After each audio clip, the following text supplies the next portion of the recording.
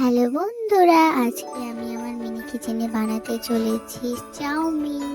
তোমরা পুরো ভিডিওটা দেখতে থাকো।